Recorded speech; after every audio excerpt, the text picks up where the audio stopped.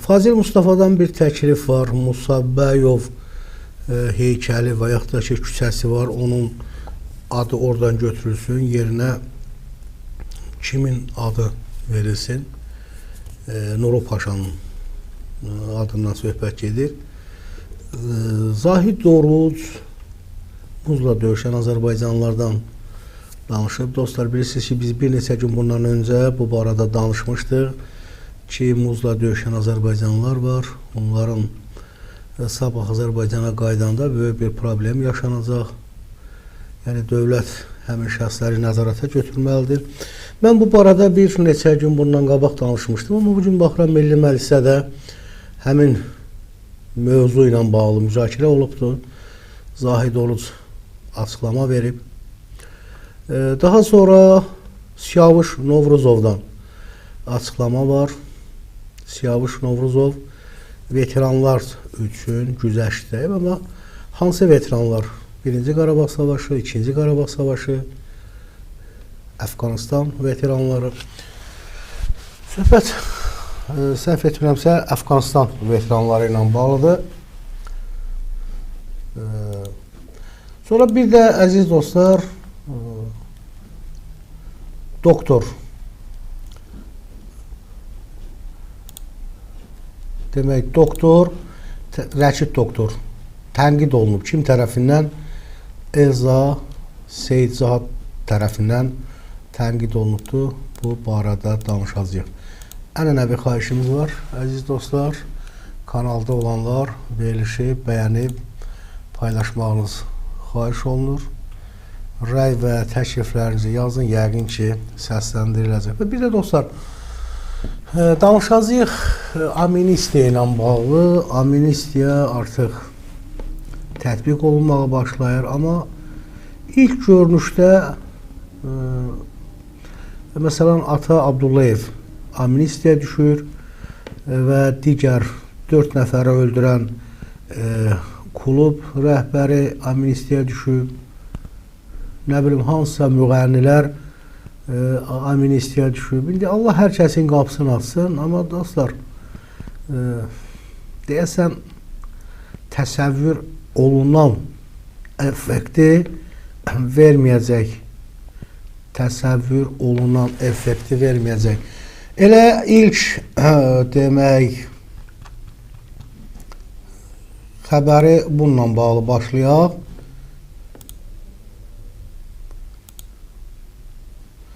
Ata Abdullayev amnistiya düşür, hüquq müdafiəçisi təsdiqlədi.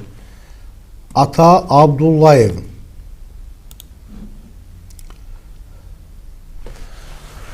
sosial şəbəkələrdə qalmaqallı bloger Ata Abdullayevin də amnistiyaya düşdüyü barədə məlumat yayılıb. Hətta onun artıq azadlığa sıxdığı da iddia olunub. Dostlar, siz Ata Abdullayevi yəqin tanıyırsınız. Fəaliyyəti ilə də bağlı tanışsınız. Mətbuat yazıb, sosial şəbəkələr yazıb ki, azadlığa buraxılıbdır. Hüquq müdafiəçisi Novella Cəfəroğlu Moderna saytına bildirib ki, Ata Abdullayevin amnistiya düşməsi gözlənilir. Onun sözlərinə görə Ata Abdullayevin məhkum olunduğu maddə amnistiya aktının şərtlərinə uyğundur. 17 saylı cəza çəkmə müəssisəsində saxlanılan Ata Abdullayev 2021-ci ilin martında həbs edilib. Ona Cinayət Məcəlləsinin 182.2.2-ci maddə hədə qorxu ilə pul tələb etmə, 182.2.4 xeyli miqdarda əmlak əldə etmək məqsədi ilə törədildikdə maddələri ilə ittiham irəli sürülüb. Bakı Ağır Cinayətlər Məhkəməsinin hökmü ilə o 7 il müddətinə azadlıqdan məhrum edilib. Ümumiyyətlə, Ata Abdullayevin amnistiya düşməsinə münasibətiniz necədir, dostlar? Siz izləyirsinizmi amnistiya kimlər düşür? Məsələn, elə şəxslər düşür ki, onların ümumiyyətlə tanınmayan şəxslərdir, ictimaiyyətə adları bəlli olmayan şəxslərdir. Onlar bir nəfər 4 nəfəri öldürüb və amnistiya üçün. 4 nəfərin ölümündə klub rəhbəridir, mən rastlaşdım. Yenə deyirəm dostlar, Allah hər kəsin qapısını açsın, hər kəsin Allah ailəsinə, azadlığa qovuşdursun, evinə qovuşdursun, uşağına, amma bu amnistiya bilmirəm. Əgər belə davam edərsə, ümumiyyətlə bu amnistiya cəmiyyət tərəfindən alqışlanmayacaq. Bu ölkə rəhbəri tərəfindən, cənab prezident tərəfindən təklif irəli sürüldü və bu prosesə start verildi. İndi bu mövzudan da sui-istifadə edənlər var, bu mövzudan da pul qazananlar var. Həqiqi azadlığa buraxılmalı olmalı insanlar qalır türmələrdə. 4 nəfər, 5 nəfəri öldürən şəxslər azadlığa çıxır və yaxud da ki, geri. Məncə bu düzgün yanaşma deyil, əziz dostlar. Mövqeyiz maraqlıdır, dostlar. Çox xahiş edirəm. Bəyənin, paylaşın, kanala abunə olmağı unutmayın.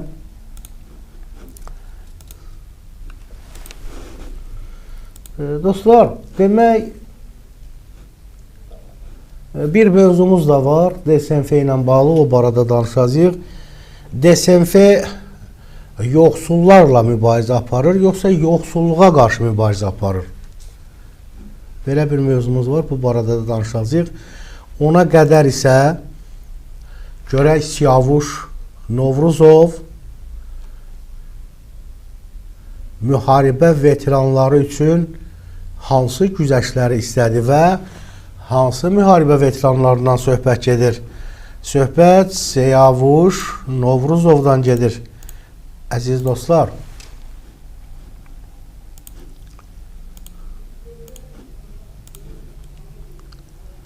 $7.000 Azərbaycanlı Əfqanistan müharibəsində iştirak edib. Onların bir hissəsi geri dönməyib, bir hissəsi xəstəliklərlə mübarizə aparır. Amma onlar dövlət rüsumundan azad olunanların kateqoriyasında deyil.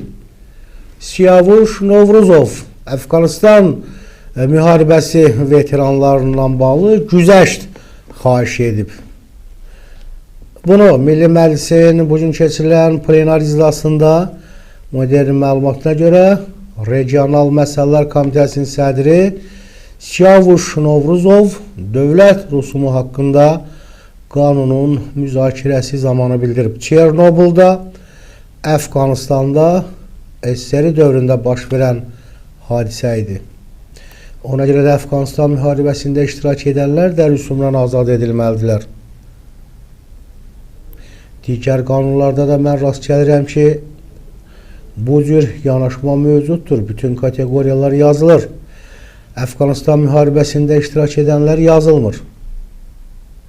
Xatırlatmaq istəyirəm ki, ilk dəfə məhz ümummilli lider Heydər Əliyev Əfqanistan veteranlarına müraciət etdi və Beyləqanda erməni qoşunlarının qarşısını Əfqanistan veteranları aldı və irəliləməklərinə imkan vermədi.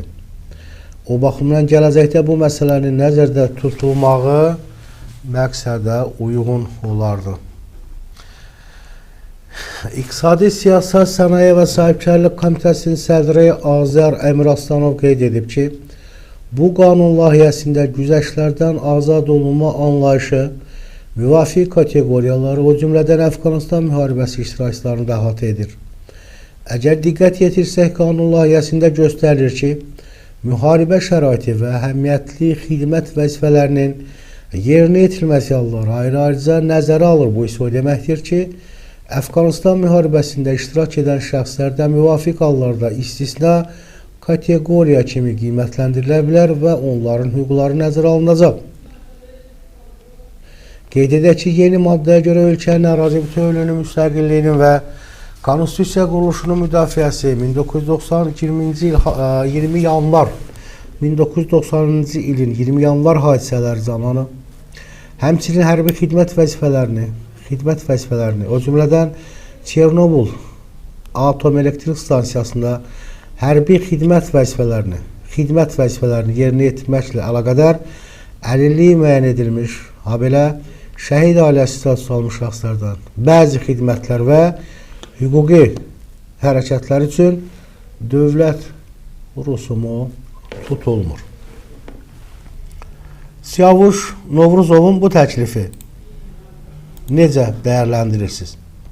Çox xahiş edirəm, yazın, bəyənin, paylaşın və Siyavuş Novruzovdan yeni bir açıqlama var, əziz dostlar. Siyavuş Novruzovun Türkiyə mövzusunda bir açıqlaması var.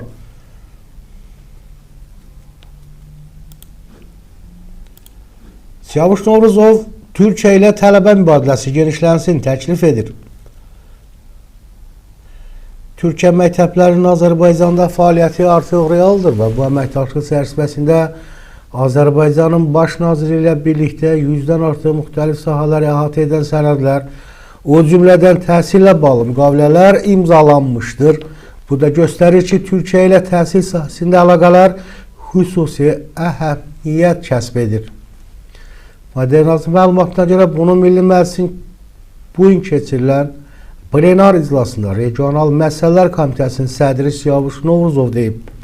Komitə sədri qeyd edib ki, hazırda Azərbaycanda müxtəlif ölkələrin, Avropa dövlətlərinin, Rusiyanın məktəbləri fəaliyyət göstərir. Türkiyə məktəblərinin fəaliyyətdə burada xüsusi yer tutmalı olduğunu bildirən Siyavuş Novruzov Azərbaycanlı tələbələrin Türkiyə tələbələrinin Azərbaycanda müxtəlif ixtisaslar üzrə xüsusilə neft sənayesi, hərbi və tibbi sahələrdə təhsil almaları olduqca vacib olduğunu bildirib.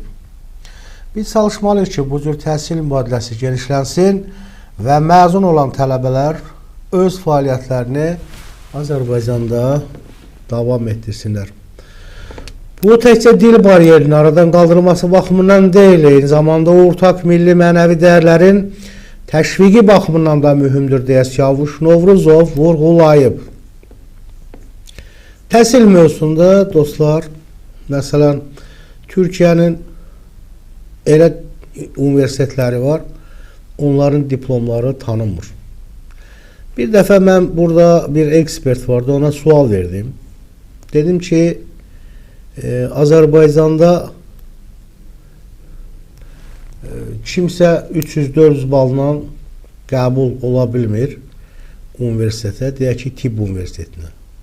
Məsələn, imtahan vermədən gedirlər Türkiyədə, Ukraynada və digər ölkələrdə tibb universitetini oxuyurlar. Əgər bu şəxs savadsızdırsa, Bakı Dövlət Universitetinə və yaxud da ki, Azərbaycanda fəaliyyət göstərən tibb universitetinə qəbul olmursa, bu hansı biliklə Türkiyəyə, Ukraynaya qəbul olur? Dəyərli dostlar, mənim bildiyim qədər, məsələn, Ukraynada, Rusiyada tibb universitetlərinə Slavyan mənşəli, savadsız, küt,